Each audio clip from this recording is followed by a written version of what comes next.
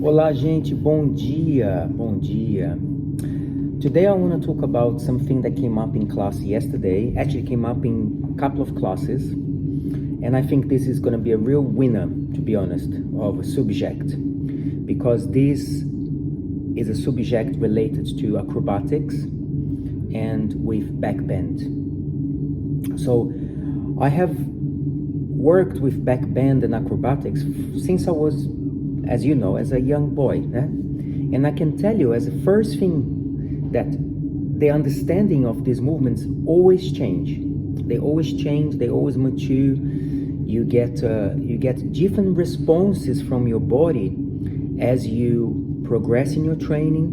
Not necessarily just the idea of aging, the body aging, but as you've been doing for many years, you change how you understand the movement. And I suppose this is what experience means, because you've been doing for so long. If you are thinking and reflecting and going back to something and then checking the technique and checking how you also perform, because there is a difference in how you train and how you perform the movement, especially in capoeira. Sometimes even a technique that you use to train, you have to change slightly when you play, because of how you're looking, where you're looking, your perception of the roda. Think about this. I can go across the room doing an acrobatic movement in a line, which is very important, but in a roda it's going to be in a circle. So I also need to consider how I'm going to adjust, how I'm going to shape that into a sphere, into a globe. I say globe because acrobatics goes like this, but acrobatics goes like this, like this, like that. So it's actually, your acrobatics is going to be like a globe, a circle, mundo. But that's also, just as a side note, as an interesting side note, we say that the roda is a wheel, but the roda is representing the world. All masters, many masters of the past spoke about, many masters of the past spoke about this.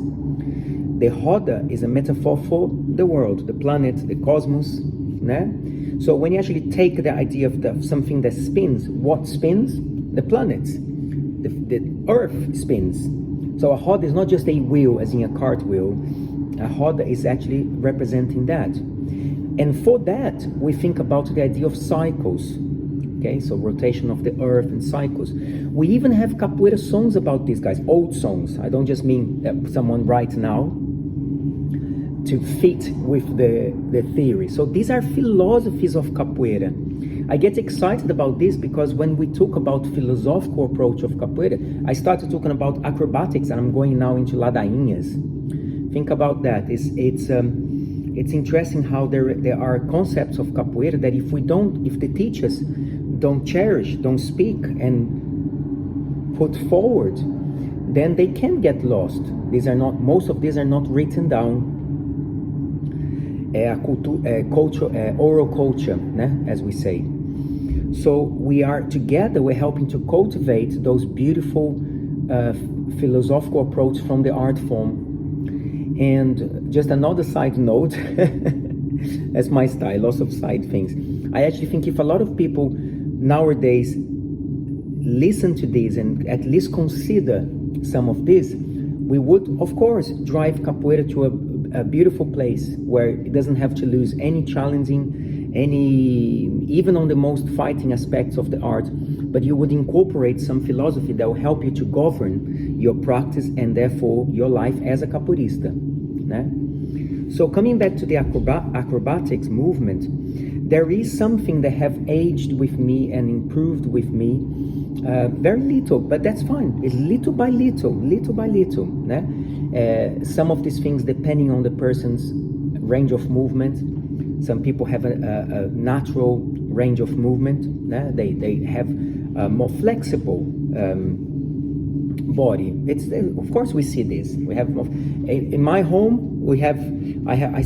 There's 4 of us, and everybody have a different range of flexibility. Everyone else apart from me is more flexible than me. You see, even in one home, you have the different grades of flexibility. One thing that has been maturing is a very small part of the acrobatic practice, which is the the importance of pushing away from the floor with your hand. This is a difficult concept, guys, because this is dealing with your nervous system. Now, what I'm going to say is very obvious, but it's also quite profound, I think. Because think about, I'm talking about training the nervous system. So this really is deep inside your body, the physiology of it, the biology of it. We're talking about something that is very deeply ingrained, your nerves. Nerves comes also, you can find the nerves everywhere in the body. Your spine, you get something more deep than where your spine is. Think about that. From your brain to the spine, so it's related to skill. So that connection between muscle and nervous system is so relevant to us. So some movements are very much based on strengthening that. So it is very deep. It is not going to happen out here. It's going to happen when you take time to teach that very deep language to your body. Learning how to communicate from within, deep from within your body. Okay? That's a skill. And of course your whole body is working. Guys, from the surface of your skin, down to the deepest core part of your body, down to the bone. We even say that. So some movements actually do work your bone. Of course, all movements work your bone. But when you have impact, for example, movements with more impact, it's changing the density of your bones.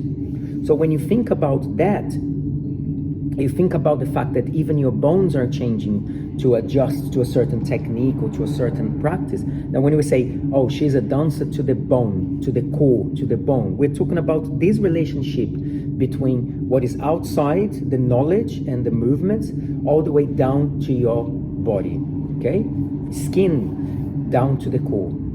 And it goes back to the skin again, because then we feel that in our skin. We say, oh, I'm feeling, we represent as in here, but it's created deep in your body.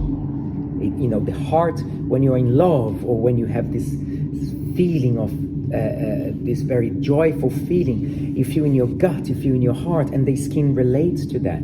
Yeah? When you are in fear, then we know also the effects they have in our body. All these different reactions of the body that comes from very deep and then is represented to your hair, when your hairs come up. Okay, so what is this practice here? This practice may look very simple first, and why not? It should be, but it's going to help you to increase the range. Now, all of this long speech that I gave you in the beginning here, it's actually to say that you have to spend some time doing this. You should enjoy. It should be a regular thing in your week. But also, it's not something that requires a specific space, a specific time. Okay, so I'm going to show in this wall, okay? And have a go, and then tell me after a few weeks if you felt some difference when you're pushing away from the floor. So this is the ability to engage with your nervous system and to push away, which you're going to help in lots of movements that involve a punch-like ending, okay? So here, I'm going to, this is my shoulder height. I'm going to go a little bit lower, turning the hand backwards. Then I'm going to take my foot, you not see very well, but my foot, I'm trying to, you can even start like this, okay? Because there's not so much pressure, it's okay like that. But if you can turn your toes forward a little bit more, if that feels too much in your shoulder, maybe just open the hand out a little bit, not so much underneath the body. Okay, so then I'm going to turn here. Obviously, I'm talking to you guys as if you are completely beginners to all of this, which you're not. So you'll be fine. Then I'm going to engage with the hip and stretch my arm. Now I feel the nervous system here work. Now here comes the first point, which is to squeeze the muscles here. So I'm not dropping the head yet. You can have a stiff neck here looking this way. That's totally fine. We work one thing at a time. But here, it's about 20 to 30 seconds minimum. That is the whole point of this, guys, is that you mustn't just rush. You have to get used to that pulling sensation, squeezing the muscle the whole time. Then you can go a little bit lower by looking back. Keep squeezing, so your hip should not be going down here. So it should be supported. Stretch Then keep pushing against the wall. Then I come back around. Now here comes the second point. I'll do a second set. You might even get a little closer. Don't worry if the back bend goes away a little bit. You go low back into that position. And now you can start again looking this way. You're going to squeeze the muscles here in your gluteus, and you're going to push forward by squeezing the muscles. Now I start to use even my fingertips, and I'll push away from the wall. As I said, it's a simple exercise. It gets you started, but it goes a long way. Push forward, up, away from the wall. Stretch your legs. All of this supporting your spine. Doesn't feel right? Well, go higher so it's easier. And peel away from the wall. Of course, doing the other side.